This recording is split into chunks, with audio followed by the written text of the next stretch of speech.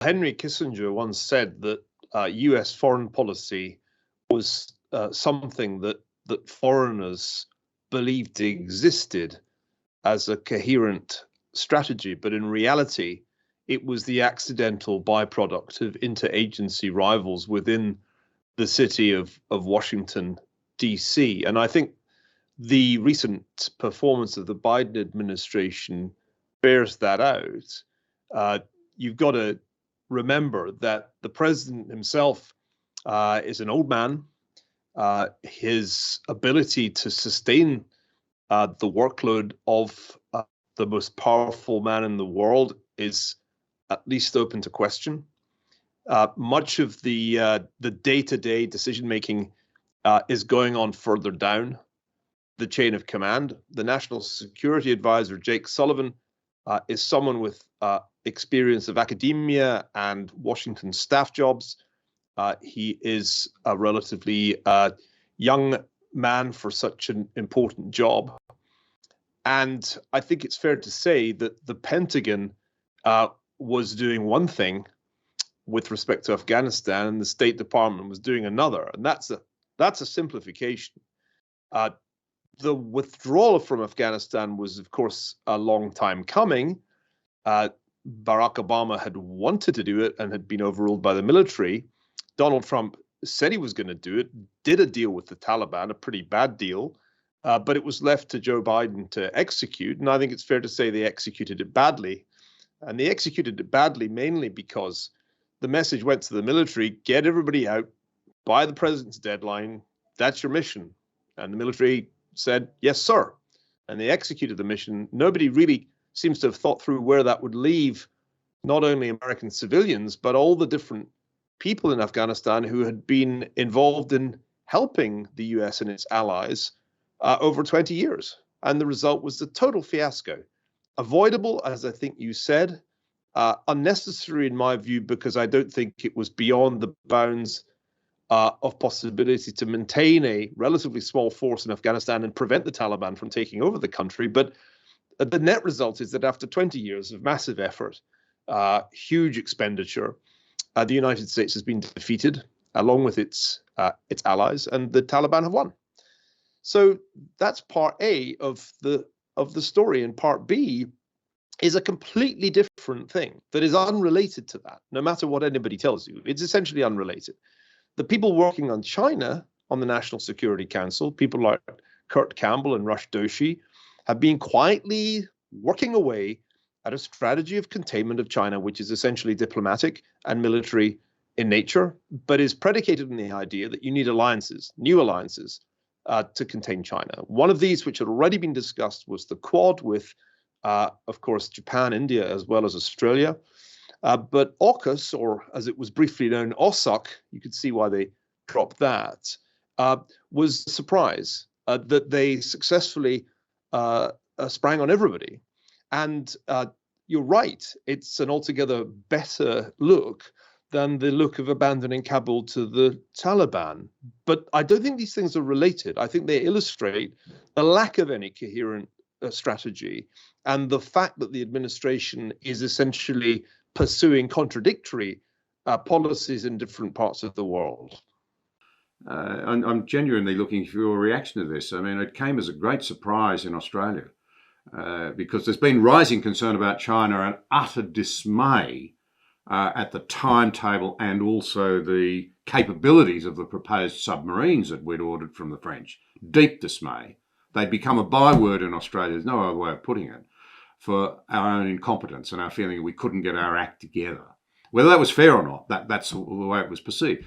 But all of a sudden, our Prime Minister really looked like he had managed to inject serious intellectual clout and thought and leadership into a worrying international situation. Am I overplaying that? No, I think Scott Morrison deserves a good deal of the credit for driving this. And of course, also taking the decision to alienate the French president, Emmanuel Macron, which has been the cost of this decision. Boris Johnson also played a part. He's not famous for his strategic vision. and long-term planning. But between them, I think they did a lot of the lifting. But as I said, the US National Security Council has been moving in this direction for some time. And so they were pushing on an open door. It's a pity Joe Biden couldn't remember Scott Morrison's name when he was announcing AUKUS, but that illustrates the point I made earlier about the president's waning powers. But you're right, I think, to give Scott Morrison credit for this. And I think it's important to recognize that since you and I last met in Sydney, there has been a significant shift. Back then, I think it was becoming apparent to more and more Australians that Cold War II was underway, and any notion of a harmonious relationship with China was fading. Since then, it's only got worse. Not only has China lent extremely hard on Australia economically, but Australia, as much as any other country, has been impacted by a pandemic that had its origin in China and occurred because, without a doubt, negligence happened not only in Wuhan, not only at the provincial level, but also at the national level. This was an avoidable pandemic. Had the Chinese authorities been honest in December of 2019 about what was happening and not attempted to deny that they had a new pathogen with human-to-human transmission, we might not be still grappling, as you are in Australia, with lockdowns and all the other disruption that the pandemic's brought about. So things have moved a long way since you and I last spoke, and the rest of the world now sees what was becoming obvious to Australians 2 or more years ago, that we are in something like a Cold War. And it's good to know that the administration in Washington gets that too, even if they don't like calling it a Cold War. You'll perhaps have noticed that Joe Biden last week in New York explicitly disavowed the notion that we're in a new Cold War. But that just means we are in one, but we don't want to call it by that name for fear of inflaming the relations with China anymore. But we're clearly in a new strategic landscape.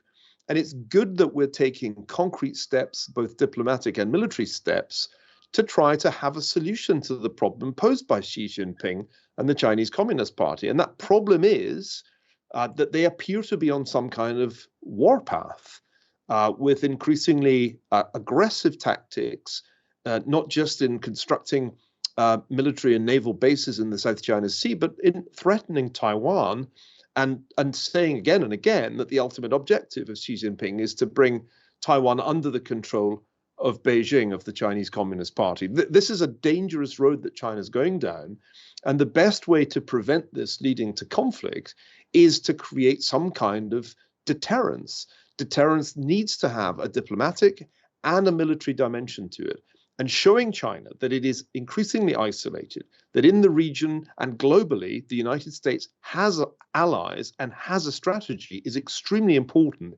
It's a way, I think, of discouraging Xi Jinping from doing something which would be enormously risky and destabilizing, namely trying to change the status quo by taking control of Taiwan. That has the potential to create an enormous geopolitical crisis. And I think the real significance of AUKUS, along with the Quad, is that they are steps to deter China from taking that reckless step.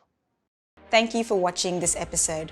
If you value vital conversations like this one, please like, share, subscribe, and join the conversation.